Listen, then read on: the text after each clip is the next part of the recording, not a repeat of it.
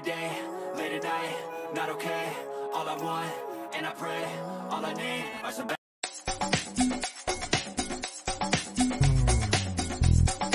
Showbiz Kachika TV. Hello mga kachika! Matatandaan nga noong nakaraang linggo ay lumipad nga papuntang Europa ang pamilya Pacquiao na sila Manny Pacquiao at Jinky Pacquiao kasama nga ang kanyang dalawang anak na sila Michael at Princess dahil para nga ihatid nga ang kanilang prinsesa sa London, United Kingdom para nga sa kanyang pagka-college. Non-stop nga ang pamamasyal, shopping at pagbabakasyon ng pamilya Pacquiao nang naroroon nga sila sa London, United Kingdom. At the same time ay tinulungan nga nila si Princess na maka-adjust sa kanyang magiging buhay sa Europa.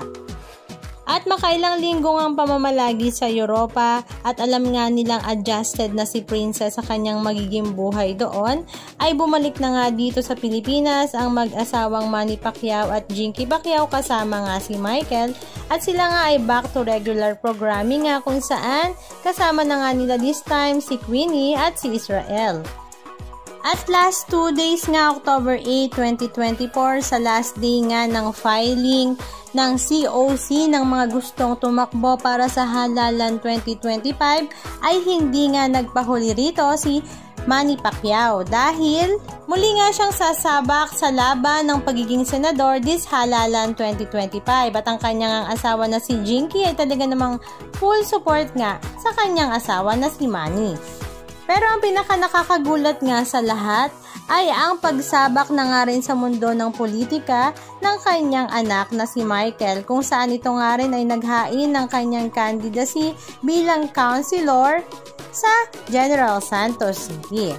At marami naman sa mga netizens ang napakomment na mukhang in preparation na nga daw ito para kay Michael para sa mga susunod na halalan ay pwede na itong tumakbo bilang mayor sa Jensen. Halika at panoorin natin ang ilan sa mga video clips ganap na kanilang ibinahagi ng kanilang pagba-file ng COC at the same time ng kanilang bakasyon sa London.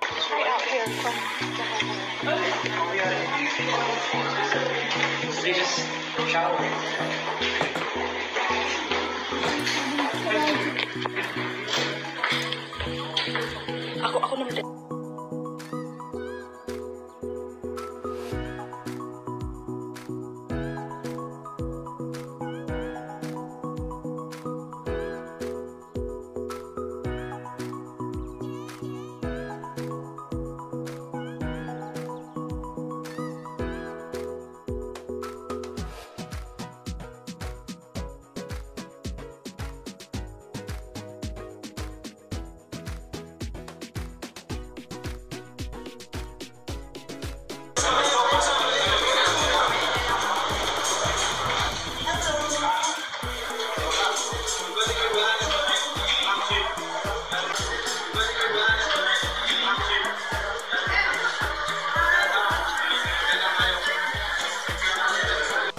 Anong masasabi nyo mga kachika? Just comment down below. And please don't forget to subscribe. Thank you!